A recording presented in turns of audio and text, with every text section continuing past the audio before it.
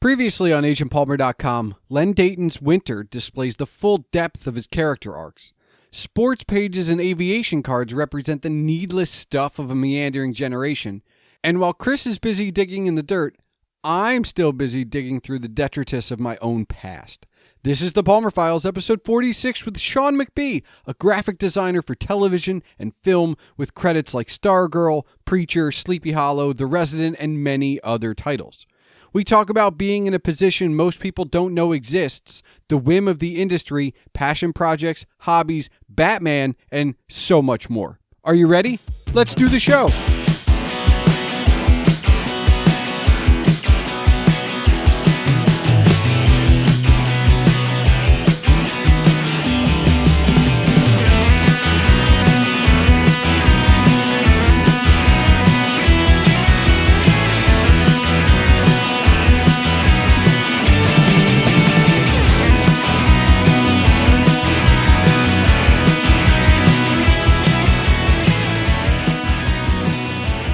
Hello and welcome to the Palmer Files. I'm your host, Jason Stershik, also known as Agent Palmer, and on this 46th episode is Shawn McBee, a graphic designer for television, a hobbyist props master, and a podcaster and podcast network entrepreneur. As you'll hear, I enjoy talking to the people that make the things we consume that aren't the glamorous positions most commonly thought of. Shawn is one of those people in one of those positions, being a graphic designer for television and movies in the Hollywood of the South, Atlanta. You'll hear us discuss the workings of Hollywood as an industry and the workings of Hollywood in Atlanta, and that while the finished product may be glitz and glamour, that isn't necessarily the truth on the other side of the lens. You'll hear us talk about where we want to be, what we want to do, and about our hobbies and passion projects. Before we get going, remember that if you want to discuss this episode as you listen or afterwards, you can tweet me at Agent Palmer. My guest, Shawn McBee, can be found at his podcast network, Fandom Limb Media. That's Fandom, F-A-N-D-O-M, Limb, L-I-M-B, Media, M-E-D-I-A. Or his shows at The Table Reads or at Stargirl Pod.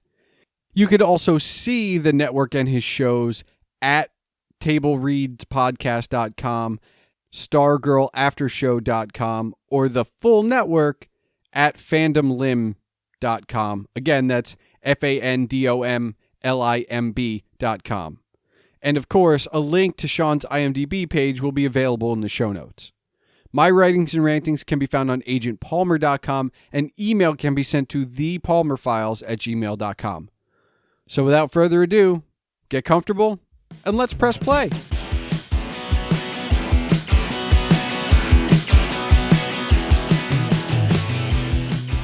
Shawn, I want to start with what I think is the most interesting thing, which is why I wanted to have you on.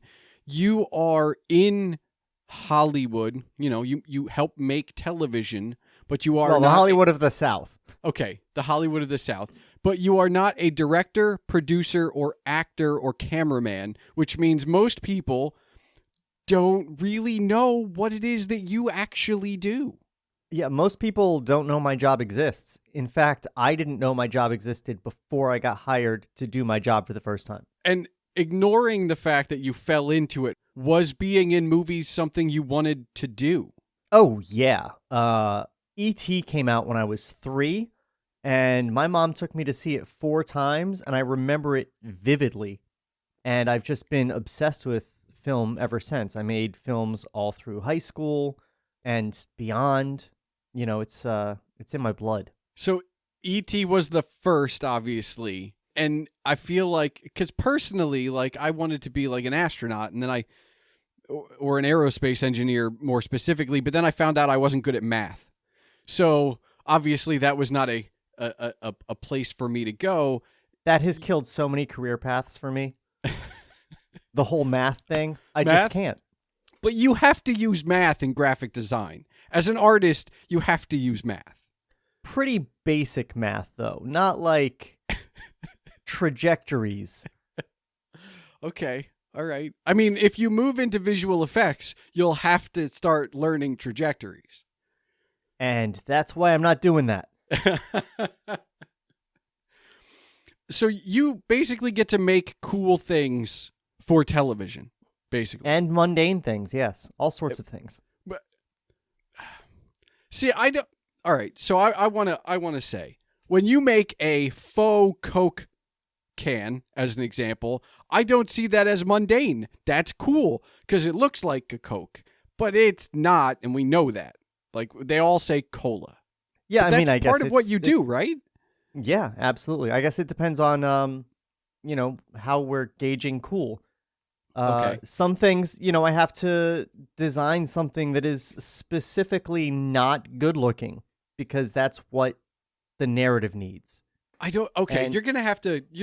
Can you give me a specific? Because so I have been corrupted by the graphic designers in my life to look at things and go, the spacing on that's off like a couple pixels to the left or whatever. Like, my eye is now ruined because of them. So when you say you have to make something ugly, like what does that? I don't even know what that means. So, for example, I recently worked on a show that is very popular that I don't feel comfortable naming at this point because the new season isn't out yet, and this could be spoilery. Yeah, that's fine. So, worked on a real fun show, and I had to do signage for what is basically a rundown neighborhood in Los Angeles. And so I had to do like the most basic, like pawn shop, yellow, red letters. Boom. Okay. The most mundane stuff. And do you have to weather it too, I'm guessing? Because obviously it's... So typically, and it depends on production, the production designer decides how they prefer to do things. But typically, I will make the stuff like shiny and new, and then we send it over to the paint department. And you guys don't understand how much work the paint department does. They're not painting just rooms, but they're making walls look dirty and run down, and signs. Like, pretty much every sign that comes through an art department, the paint department is going over with what's called a wash down, which just like makes it look a little bit like it's been out living in the world. Okay, so you're not aging it. So when they say make a sign, you literally make a sign. And it's like pristine, it's perfect. It's kind of like what I would ask if I wanted a logo, like you'd make a logo. Right. Except sometimes I do a layer of digital age. It, Okay. again, depends on the production designer's preferences. But either way, it's usually going to the paint department afterwards. Is there a thing you enjoy doing more than anything? Like, is it signs? Is it props? Is it faux websites, which I presume... I mean, whatever it is, like, is there a part of this that you enjoy more than others? I like the fun stuff and or funny stuff.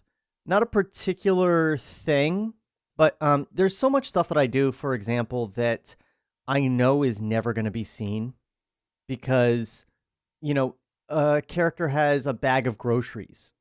Okay. And they're just putting groceries away in a scene. And I have to create labels for all the things that they're putting away.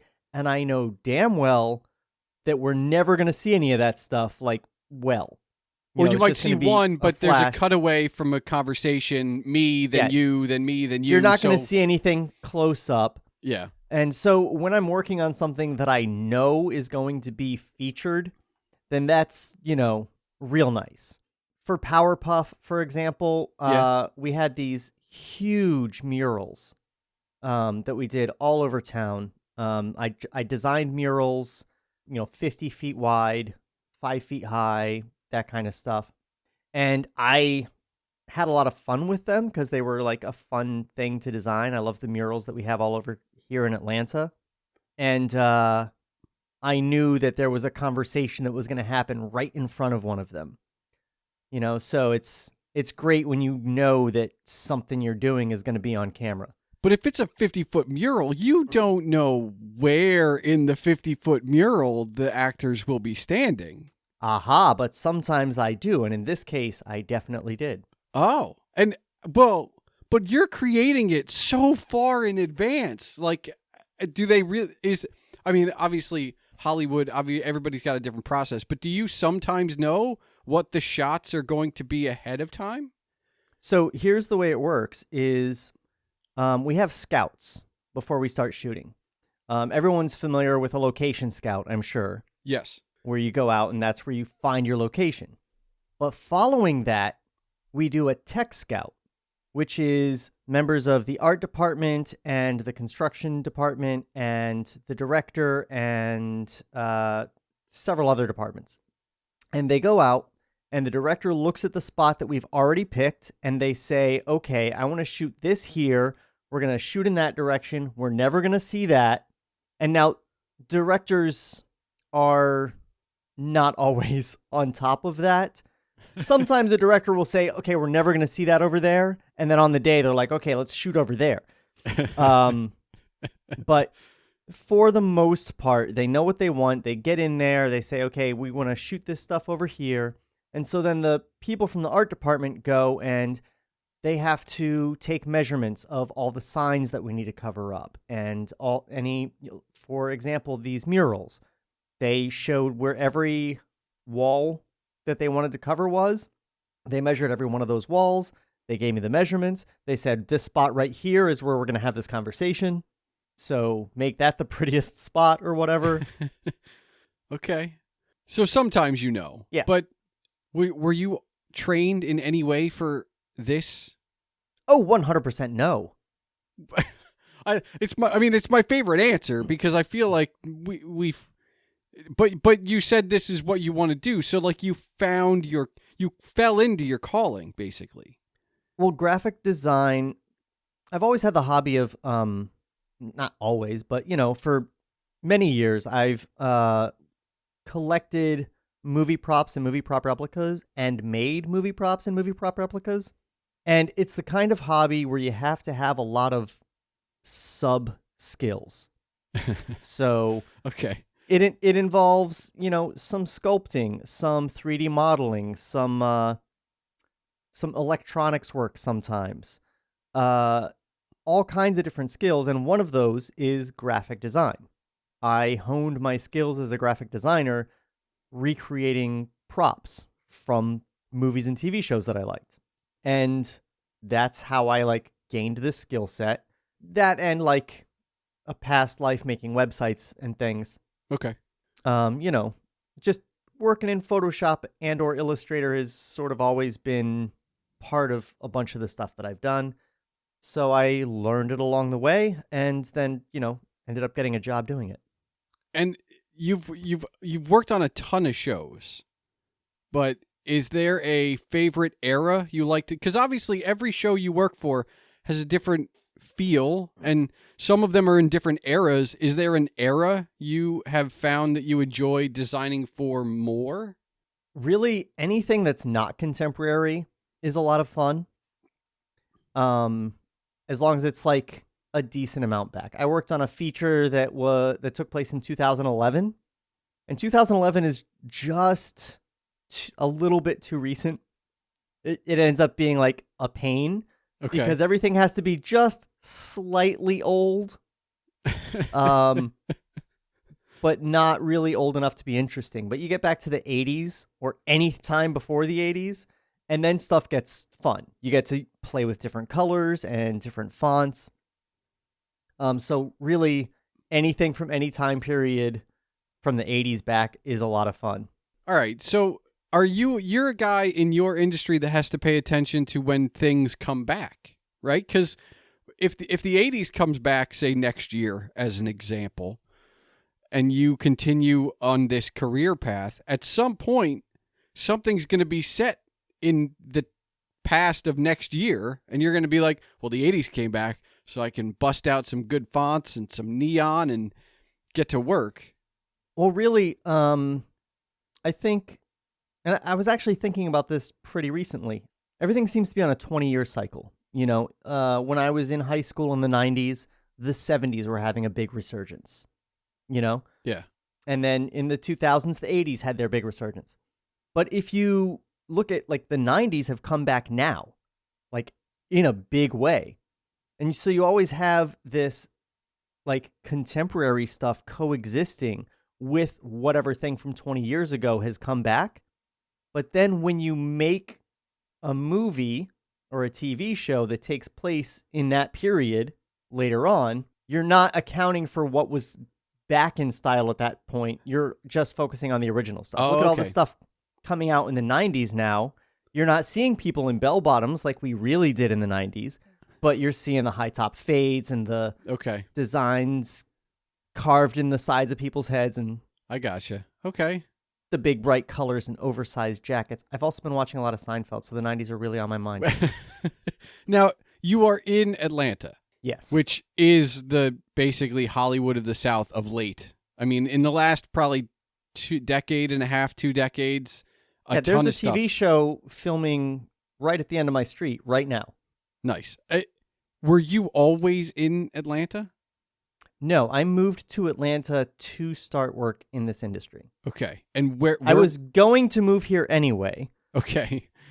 I was here in town visiting to figure out where we might want to move. Okay. When I got my job. And where were you before? Sarasota, Florida. Okay, so I mean, are you a Southern boy, I guess? Is that So that's not the South. Sarasota is an affluent, rich people retirement city on the Gulf Coast. Okay. So it's lots of Bentleys driving around, lots of old people with more money than God. Beaches, noise ordinances. It's not a fun place to live. Okay.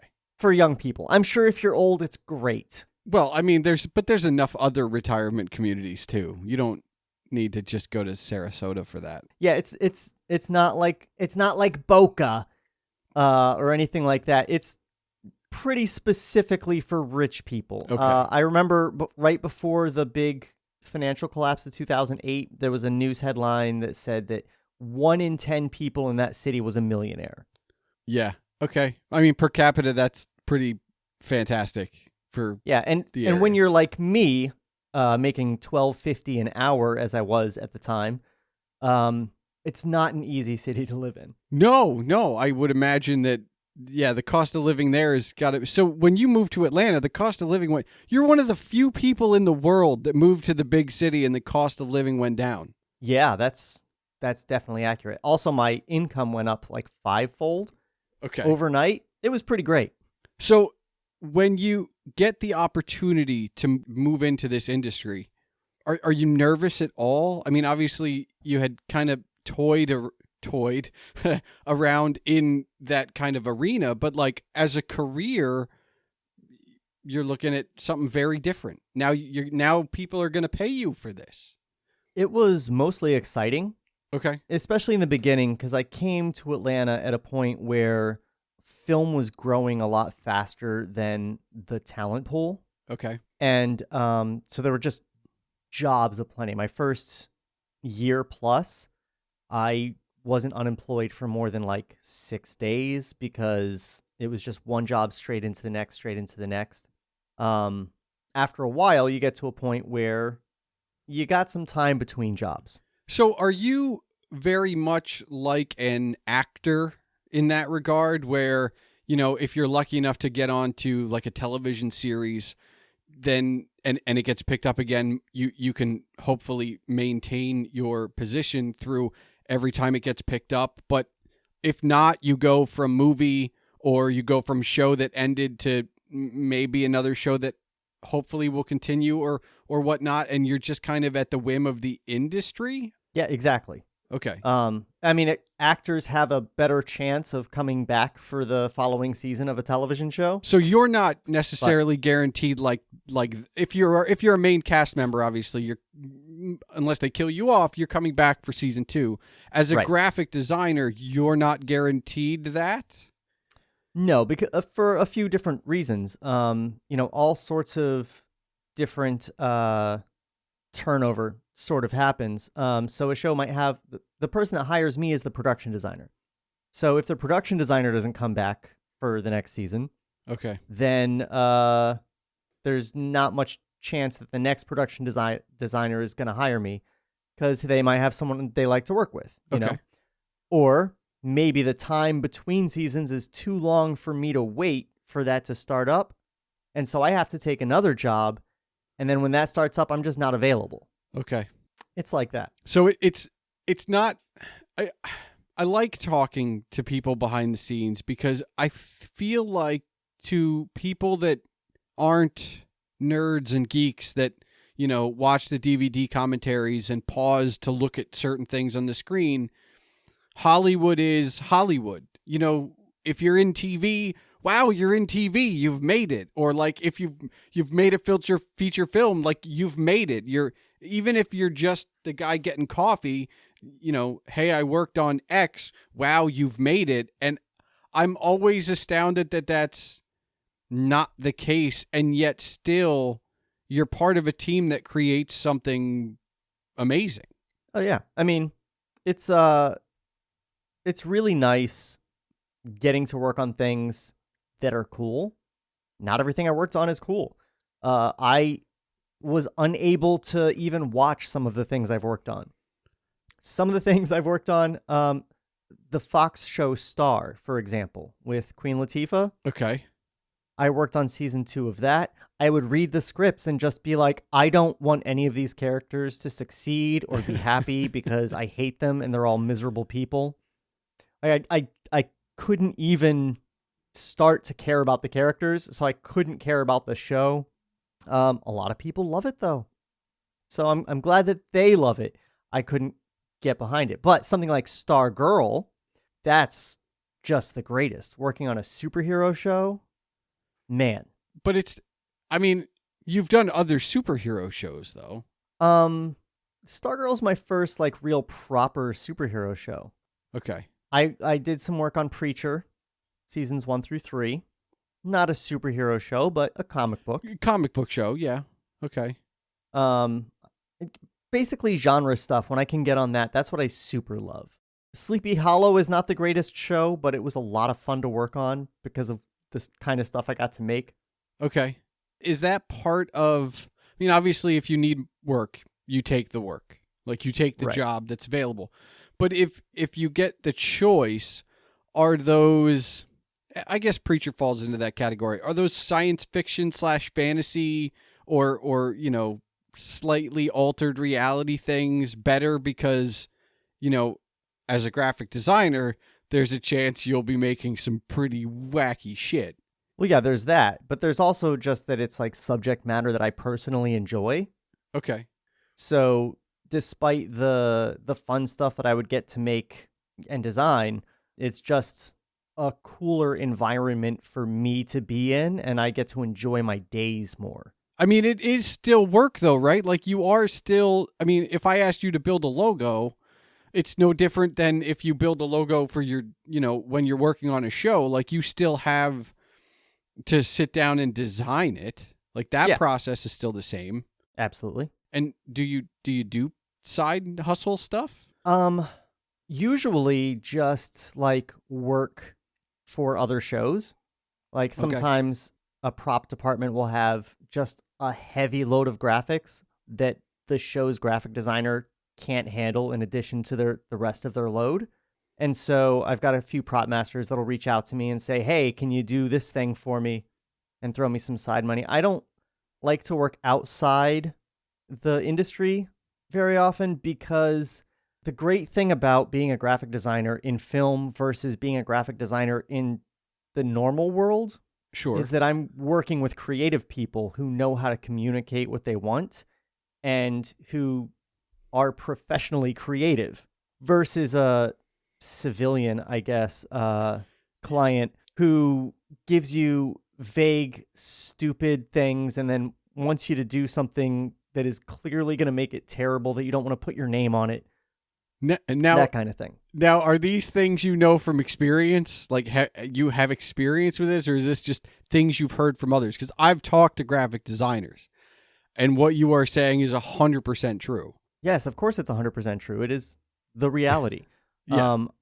I haven't done really graphic design in that way so much, but I have in my earlier life done some website design and even for friends, and they're just very frustrating. Yeah, there is I don't want to say it's a language because I don't think it is a language, but it's just flat like straight on communicating. Like I think concepts are more easily conveyed from creative to creative across mediums.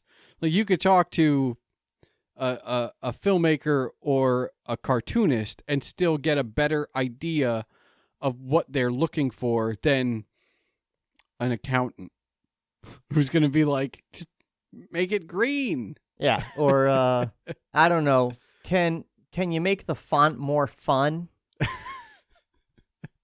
What? Yeah, that's so you're in the industry, you're a graphic designer. Is there more? Like, do you have ambitions to maybe perhaps write or direct or act?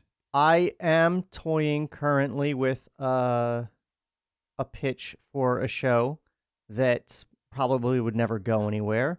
You know, weird opportunities arise just by being in the industry. Like, Danny McBride was a caterer on film sets. And someone was like, this guy's hilarious. We should put him in something.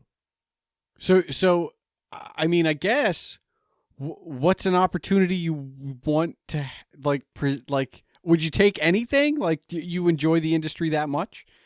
I mean, I would love a chance to work in a writer's room. Okay. I think that would probably be the ideal, or a shot at directing. But I mean, you don't just jump from where I am to directing. Sure. Yeah. There's no circumstance where that happens.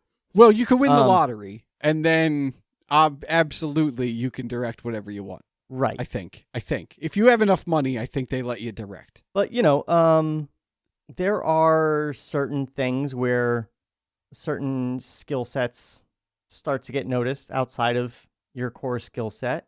You know, like I've when there's a newspaper in a scene, Yeah. I typically write the whole article unless the writers have thought to do that, and they almost never do. And you never know. Someone could actually sit and read that and go, "Oh, this is good. How did he write something so good and so fitting with what we're doing?" You know, who knows what could happen? Do you ever try and make people laugh? Because you have that power. Like, you could put a joke on like a cereal box or in an article that if they happen to see it. Oh, dude, that's my favorite thing to do when the show lends itself to it. Okay. So on Sleepy Hollow, there was he went to this like colonial themed restaurant, and there was like a buffet menu that I made, and they gave us like 4 scripted like pun menu items. Okay. And I went wild with the whole thing. First, it was an all-you-can-eat buffet, $17.76. Okay. And then I came up with all these names like, man, it was so many years ago, I can barely remember it. But they were all Revolutionary War-themed food items. I like it. Like eggs Benedict Arnold. Alexander ham sandwich, something like that. I don't know. I like it. And obviously, like, that's not your only. That's probably is that the biggest one you've done? That was like my first big funny thing, because Okay. it also ended up being like a shot of Tom Meissen looking at that menu was like the promo for the season. Okay. So that was good. That was gratifying. But I remember another thing I did on that show was I had a chocolate bar, and on the ingredients on the back, like you never ever would see it, but on the ingredients or like the story of the chocolate company on the back, like I put a whole story about how the farmers who farm this stuff get paid the equivalent of 1 chocolate bar's price per month, and they don't even know what the beans they're farming are used for. Because I had watched a documentary all about that. So I thought it'd be funny to put that back there, like, as if they're pushing their indigenous farming credentials, but in just like the most tone deaf way. Of these things, though, I mean, you were a collector before you got into this industry. Do you get to keep any of these things? There's a fair amount. Like on Stargirl, I don't know if you've seen it, but in season 1 of Stargirl, Amy Smart has this mug that says "World's Greatest Mom," and spoilers for Stargirl for a big emotional story arc. If you haven't seen it, skip ahead 15 seconds or something. But at the end of the season, Luke Wilson gets a matching one that says "World's Greatest Dad," with like little kid drawings of a mom and a dad on them that I did by using my left hand. Was real? Was your left hand convincing enough? Because I feel like your left hand and my dominant hand would be. Oh no, I don't do anything with my left hand. Okay, it was convincing. Anyway, I got a set of those mugs. Oh, nice. I'm sure I've got other stuff around here that's come from shows. I don't get to keep like cool, expensive things. Okay.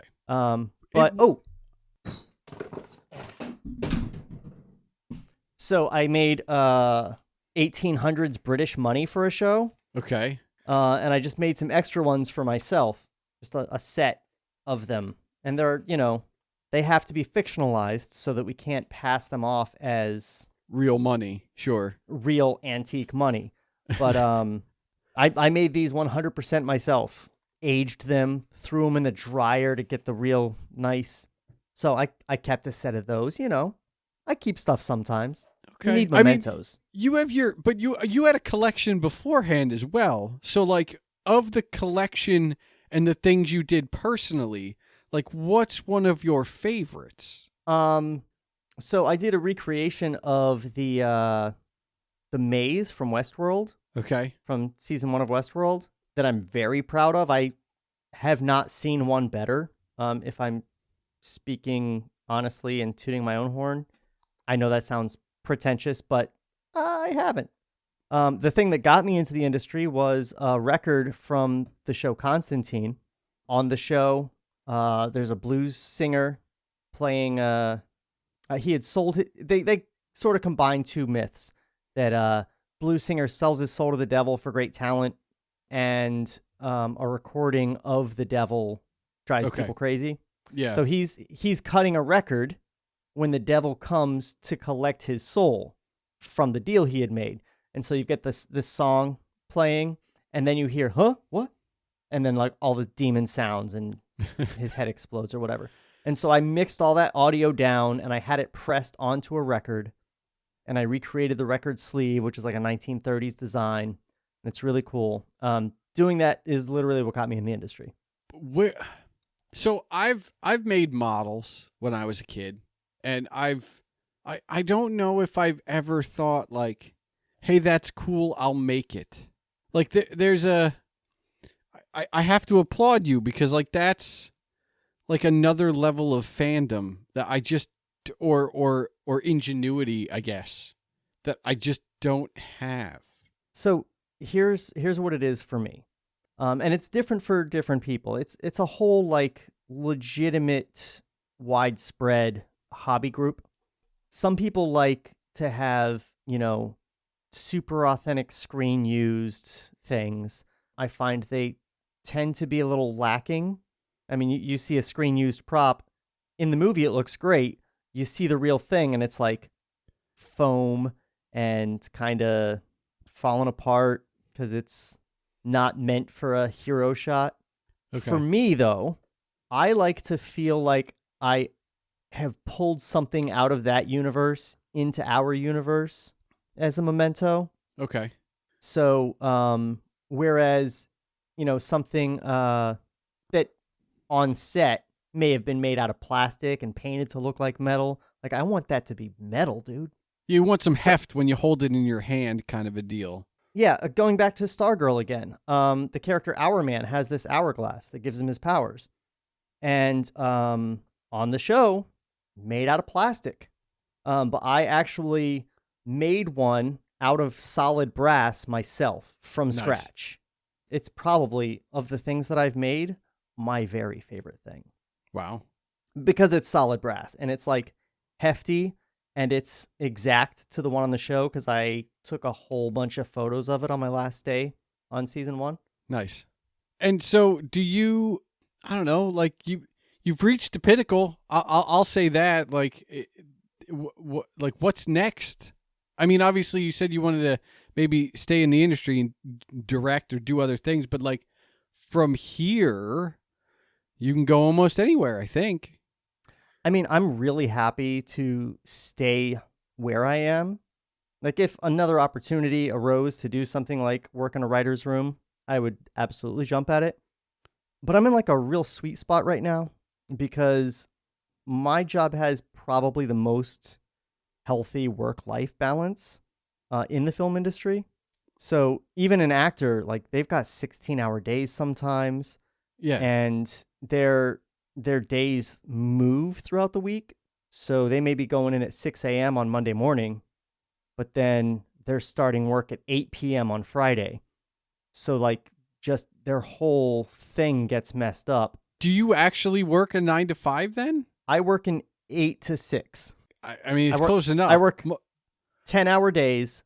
Okay. It's pretty much the same every day. You know, sometimes there'll be some big thing that needs to get done on a deadline and I'll stay late. I've stayed as late as midnight. Sure. But that's atypical. Whereas for almost everybody else, it's typical. And you're also doing something you love, so it's not really like a struggle. Like, hey, Shawn, you have to go home. No, hold on, I want to finish this design. Like, I feel like you're that guy. Like, no, let me finish this. No, 15, 16 hours in on anything, you forget that you love what you're doing. All right.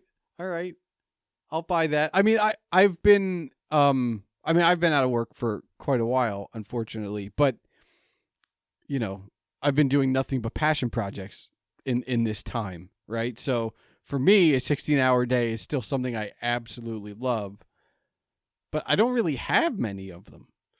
So I don't really have to worry about that so much. But I envy you because I'm also here going like, I don't know what's next. And it's a thing that comes up on this show quite a bit because I honestly don't.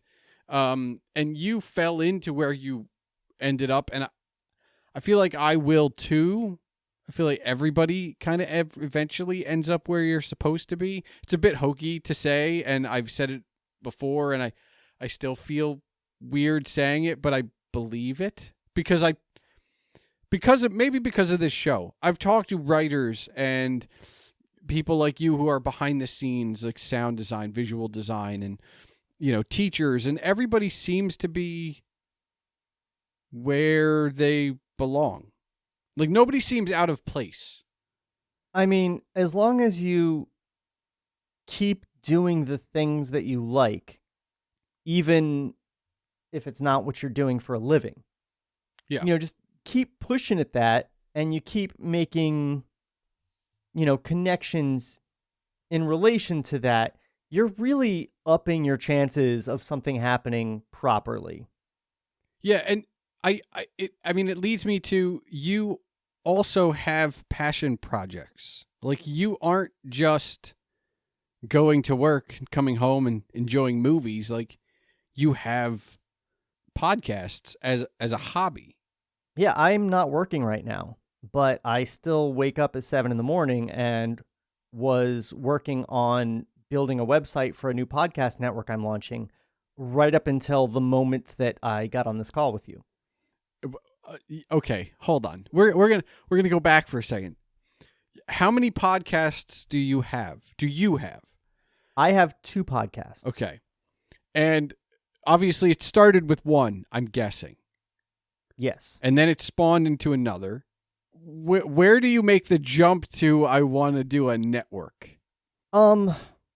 So my main podcast, and I call it my main podcast because I think it's the one I have more fun with, but it is not the one that gets more listeners, is Table Reads, where me and my 2 cohorts read and riff on screenplays that never got made.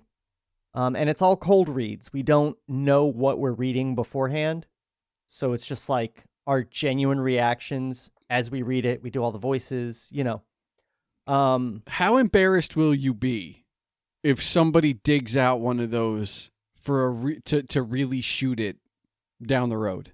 I mean, I can't actually see that happening with any of these scripts.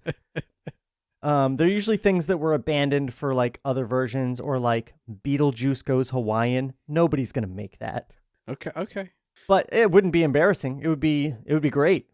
Be able to see like what the reality is versus, what we riffed on it as. Yeah. But we do so many voices and stuff. That's another thing that could lead into like if someone listened to an episode that was in a position to hire someone as a voice actor, that could happen. Nice. I mean, look, is Cartoon Network still in Atlanta? It is. So, I mean, but here's the thing. To answer your question about the network. Yep. So, in the course of that, I have found a couple other podcasts that sort of fit into that unproduced screenplay niche. One of them is called Screenplay Archaeology, where the host, Pyramid Head, does basically an historical rundown of attempts to make a thing. He's got an episode where he covers 4 different Highlander remake scripts or something like that. And he just breaks down like, here's what was in this script and here's where it went wrong and why it didn't get made and how it went into the next draft and da-da-da-da. And we're all sort of in the same family. And I brought him onto my hosting platform because I thought it would be fun to like sort of bring us all together, cross-promote each other. Sure, yeah.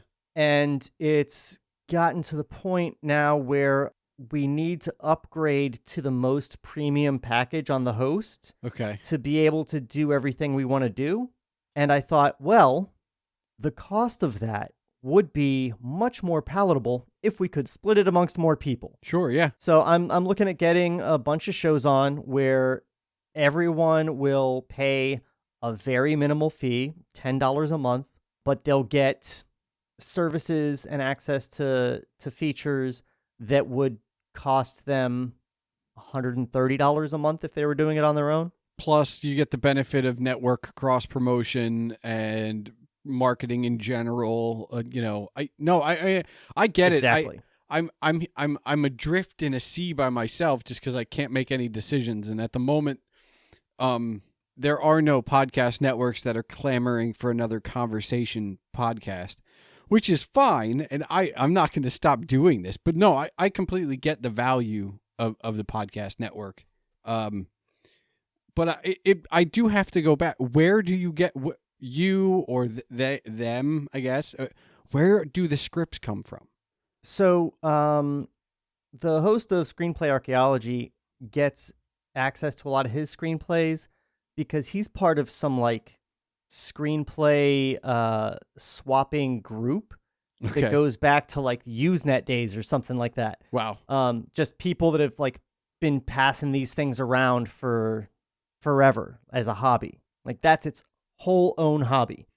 Me, I just have a few websites that I know to look for things, or I'll sometimes put an ask out on Reddit and some nice person on Reddit will happen to have what I need and help me out.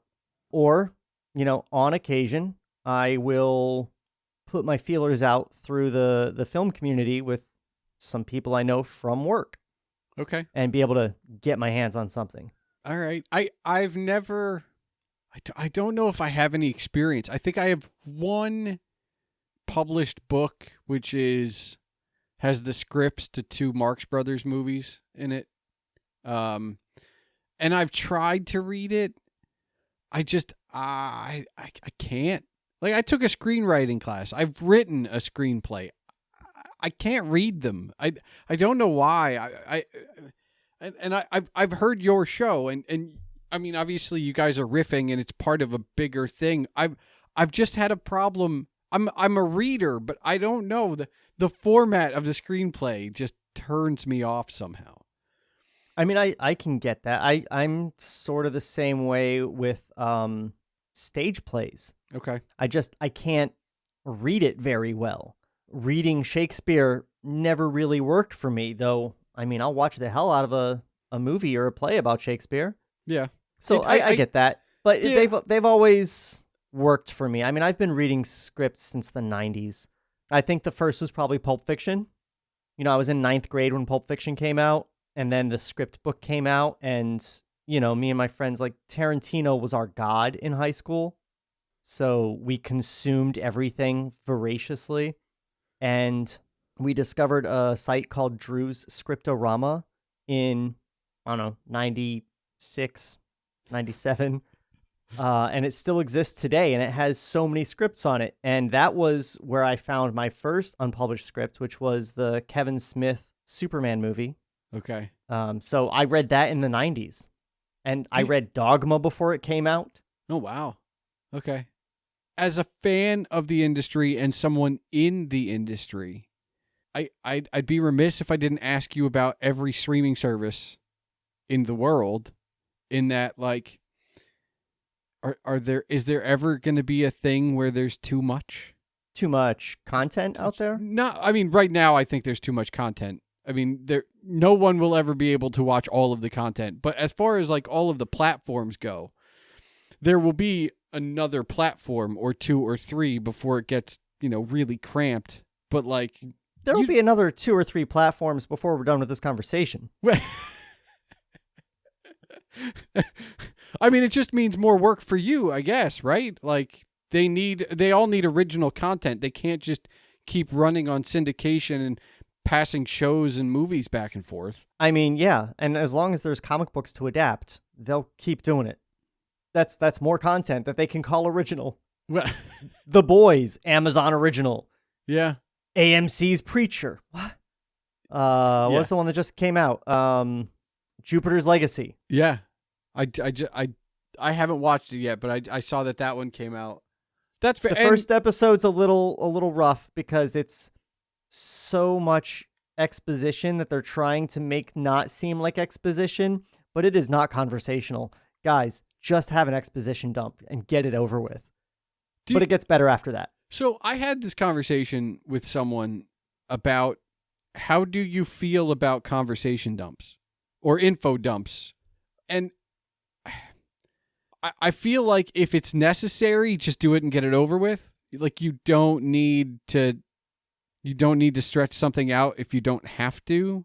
It really depends on the writer, because there's stuff out there where you're getting exposition conversationally and it doesn't even stand out to you.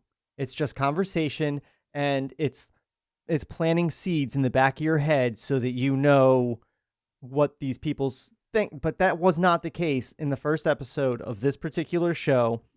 Everyone was having these conversations that were so blatantly like, here's the world we live in. When I felt like the MCU Hulk movie, the one with Edward Norton.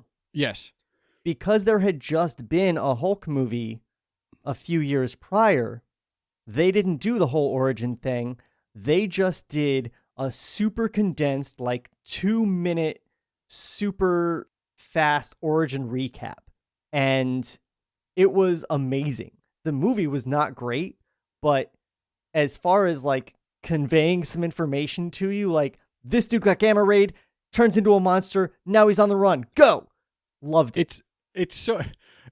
You're saying these things and it just reminds me, like, it's why I don't like Batman movies anymore. Because that's the one everyone like everybody knows, guys.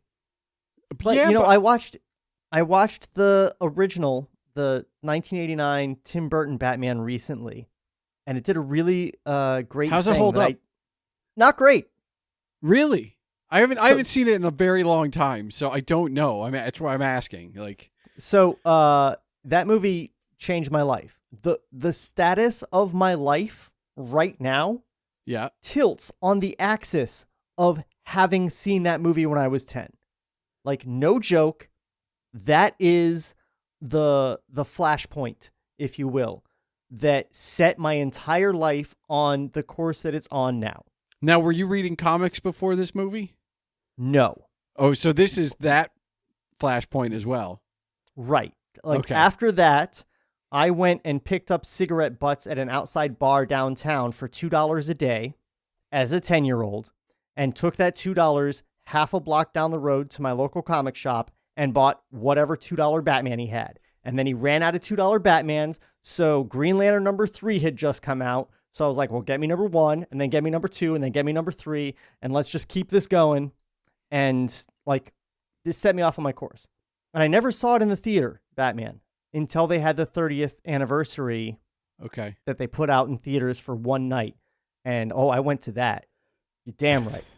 And it's a lot cheesier than my childhood self remembered or ever realized. Okay. But regarding the origin, yeah, like they did something so clever in that movie that I had completely forgotten about, which is at the very beginning, you see this family leaving a movie theater and they take a shortcut through the alley and the robber comes out and steals their money. And like, they're making you think that those are the Waynes. And then, that's when you see the two robbers up on the roof and Batman swoops in. But then when you think about it, here's what Batman did. He stood on the roof and watched that robbery happen and did nothing. And then he comes down to startle these two bad guys, immediately gets shot and falls on his ass. That's our introduction to Batman. Yeah. Okay. Also, I would like to mention that in the two Michael Keaton movies, there is literally nothing throughout the entirety of those two movies that implies in any way that he did any sort of training to become Batman of any type. He uses no martial arts because he can't move in that damn suit. Yeah. Well, okay. He uses really no detective skills except figuring out that you have to mix two makeups to get the Joker effect. Literally all he did was spend a bunch of money on stuff and wing it, apparently. Yeah.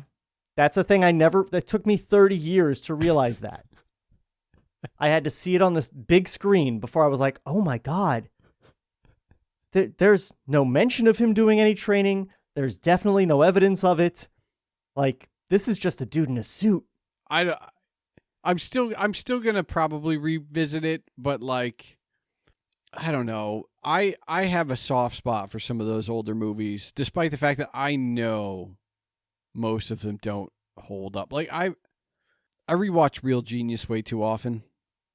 Hey man, look, I'm not saying that Batman is not one of the greatest films of all time, because it definitely is. I'm just saying doesn't hold up to what we've come to expect these days. Well, and that's the thing. We've come a long way for especially superhero movies. Like, Blade was probably one of the best before the MCU starts, arguably, I think. And then the MCU starts, and we don't know that it's going to turn into what it turned into. So, I mean, it's been exciting to watch, but like, I enjoyed Iron Man in 2008. I didn't think it was going to be the beginning of a 20-movie arc. Like, who saw that coming? Yeah, I mean, it's amazing what they've managed to do. Is that you've mainly done television? Like, are features, like, obviously, I'm sure you'd love to be a part of the MCU, but like, would you love to get like in at Disney somehow? Like, would that be a... Yeah, I mean, the thing is, most of the Marvel movies are shot here in Atlanta. She-Hulk shot right down the road from me last weekend. Like I walked down to where they were shooting. They're all over. Falcon and the Winter Soldier shot here. WandaVision shot here. Endgame shot here. They all, like, Atlanta is the home of Marvel. And I have not been able to work on one single Marvel project because they bring graphic designers in from LA. Maybe one day. Like I am rooting for you to get in MCU somehow. Hey, me too. And I don't think that they're actually very fun to work on. There's so much secrecy, and like I've got friends who have been who have worked on Marvel movies, and it's it's a lot, and there's a lot of secrecy and security and all this stuff. But like I just want to be able to point to my name on one of these Marvel projects, any one of them. Yeah. No, that would be sweet. And features in general are, generally speaking, a lot better than television. In terms of, you have 6 weeks before you start shooting, and there's only one script there. Whereas in TV, you're doing, a new 45-minute script every 8 days. So but isn't there? I mean, and this is coming from someone who's not in the industry. Is the pay scale that different, or is TV just a better gig because you're guaranteed 22 episodes or 13 episodes or whatever it happens to be versus one? Well, it varies. See, the pay I think is usually pretty commiserate one to the other. Okay. Industry, but it's like it depends on the feature. I worked on a feature that was a little $5 million indie thing. It was like 6 weeks of work. Okay. But, if you're working on a Marvel show, that's a 10-month shoot for a feature, potentially. And like I did a season of Stargirl was 6 months of work. The real sweet spot would be a 22 episode hour-long TV show, because then you're working for 10 months and you have 2 months off between seasons, and then you just come back. Like, I would love at this point, just because I hate looking for a job, I would just love to get on like a procedural, like one of those police procedurals, like a Law and Order that's just going to run for 40 years. And I can just keep coming back season after season and not have to look for a job for years. That I think that's everyone's dream. I mean, I filled in for a couple of weeks on The Resident, which shoots here. And that's that thing. It's 22 episode seasons. They're off for 2 months. And I was just so jealous of the graphic designer. Because I was filling in for her while she went on a trip to England. And I was like, look, if you like England, you should stay. I mean, they have Harry Potter. Well, my best to you for finding that sweet gig. But obviously you have other things to fill your time. So would the podcast network survive if you got the sweet gig with? Oh, that's the thing, is I'm setting up the podcast network to basically be self-sustaining. So I've learned with the limited free time that I have, because even though my work hours are still are the least intensive of most people in the film industry, it's still 10 hours a day plus a commute, Yeah. Okay. It doesn't leave a super lot of time for projects. So I've learned to make things simple and automated. So I've built the websites for the podcasts so that when a podcast is posted, it automatically generates a blog entry on the website. Yep. Which is fantastic. And so the network site will have a front page with a collection of all the most recent episodes across the network from all the shows. I've figured out how to get that all done. It's going to be great. The podcast producers, hosts will manage their own podcasts. Just like they have been. Yeah. I was previously on a podcast network where, because of the plan the hosting was on, we couldn't log in and do our own stuff. We had to send everything to the host, and he had to upload it, or to the podcast network guy. He had to upload it and do all that stuff. And that's not for me. I'm making it the least work for me, the most benefit for all the shows. That's what I'm looking at. I like it. That's the way it should be. Yeah. And like table reads, for example, I don't know how much editing you do. I hope it's a lot, because we've gone some that Batman tangent was totally left field. I mean, I edit a lot, but I try and keep it natural. Like, I tell people I edit, and everybody knows I edit, but I never want you to know, like, Right. where the cuts are. So you said you've listened to table reads? Yeah. There's almost no editing there. Like, I haven't laid in. But I'm but I'm jealous of that because I there's a perfectionist in me that will never let me cut this and hit publish, even without the intro and outro stuff like that I do in post. But I am still jealous of shows that are completely unedited and unscripted. I don't think they work for me. I think and sometimes they work for others, but that's a slippery slope. You have to know going in too. So the intro, all the music, all the sound effects, the break for the ads, all of that is done live on the fly. And I will edit if we go on some weird like long tangent that gets us nowhere. Like we had a whole conversation about the 3/5 compromise in one episode that just had nothing to do with anything and was a little cringy to listen to. So, I cut it out. Sure. Things like that. But, I'm not recording us reading and then having to go in and edit in the intro and lay a music bed or any of that. I run all that like it's a live show because, when I was a teenager, I hung out at radio stations. Yeah, which is the nerdiest thing ever. Honestly, most of the people I know that are in podcasting had some kind of radio past. Even young kids that like just did it at summer camp for a little bit. Like everybody's kind of got that in the background. And if you didn't, you're kind of like the anomaly. Yeah, I had a public access AM radio show when I was 18.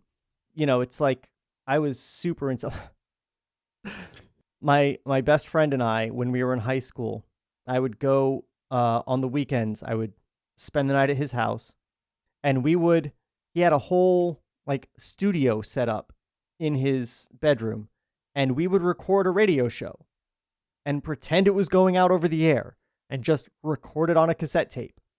And we had sketches and we played music. It is the nerdiest thing I have ever been a part of. It is podcasting before podcasting. We do it until 4, but nobody heard it. Literally nobody. I'm lucky enough. I'm just saying there are some podcasts out. Some people, that's their podcast. Yeah. I mean, it was pretty much the same thing when we were on the radio. Our slogan was "We rock 2 blocks." It was a very low-powered AM radio station, and we were on at midnight.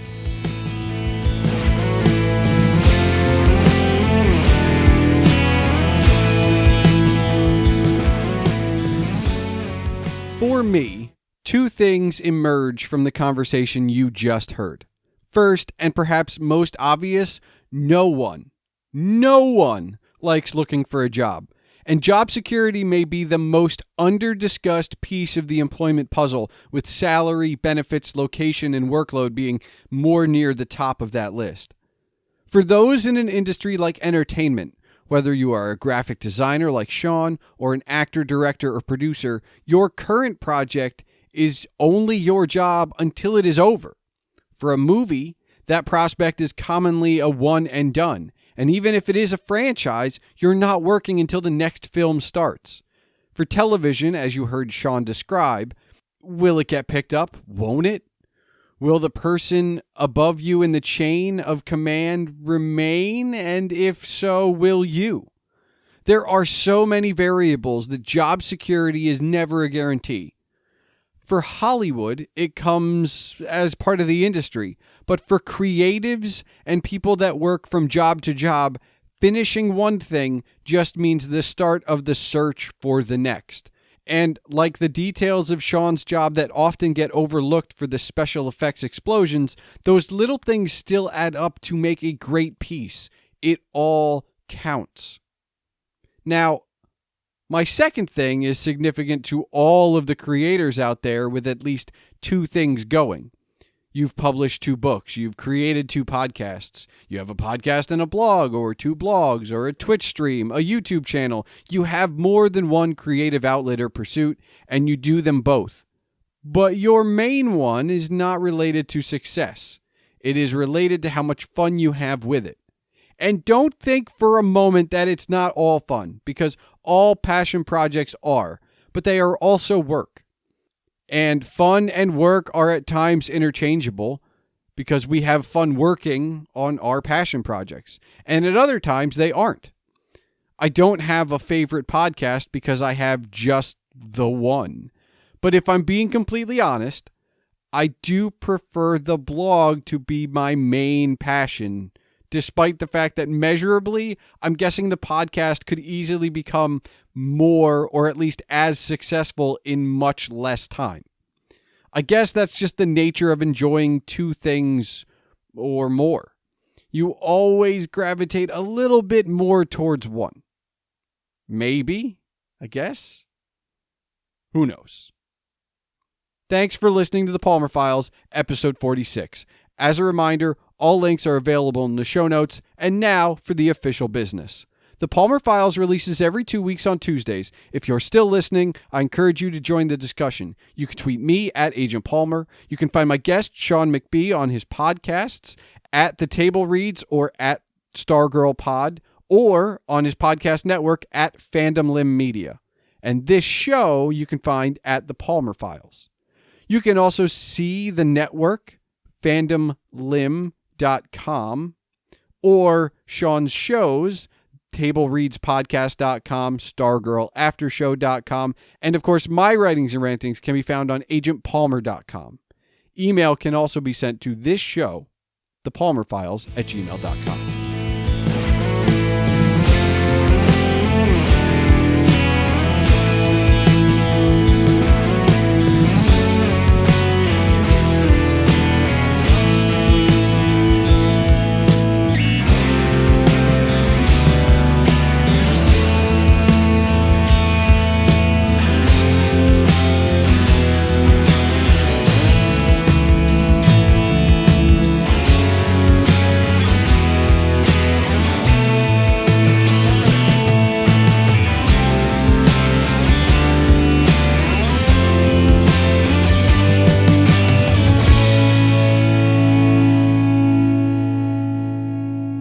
All right, Shawn, do you have one final question for me? Yes.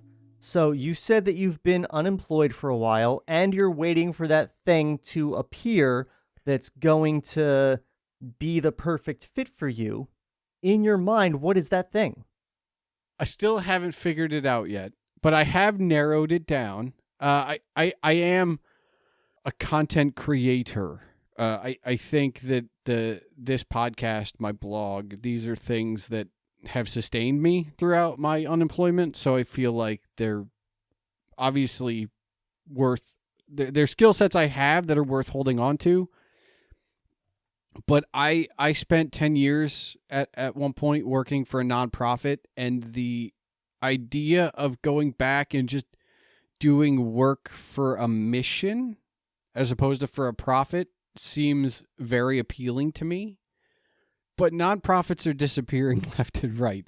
So I feel like right now it ends up being just, how can I help people tell their story? I think that might be my sweet spot. I've been, one of the things I've been doing as I've been out of work is talking to people as much as possible, just networking, like, hey, I know you may not be hiring, but just talk to me so I can find out what's going on, not just in my area, but just in general. And I had a conversation with I think he was an accountant or a financial firm guy. He was in finance, and he said, we got lucky that we have somebody like you that we were forthright enough to hire 5 years ago, what have you, whatever. But talking to other professional people, lawyers, other accountants, etc., they're going to need you, but they don't know they need you. And you won't be able to convince them that. You just have to wait until they come to that conclusion on their own, because nobody's going to spend money on you unless it's their idea. So here I am, like, just trying to keep as many contacts and balls as I can in the air, keeping my skills up, and hoping that one day I'll be able to help somebody tell their story that will pay me. You should probably start talking to some people down at your local NPR affiliate. Ironically, I am on the board of my local NPR affiliate. Well, that seems like an in. You should maybe figure something out with that. Because that's what you're doing right now. This is an NPR show, basically. But I'm there. Like, I'm circling. Look, when I lost my job a year and a half, 2 years ago, whatever it was, I was so much farther away from the answer you just got that even just being this much closer makes me feel like it's a victory. It's not 100% victory, but closer. That's all you can do. Keep getting closer until you're standing on your target. I mean, that sounds like a plan.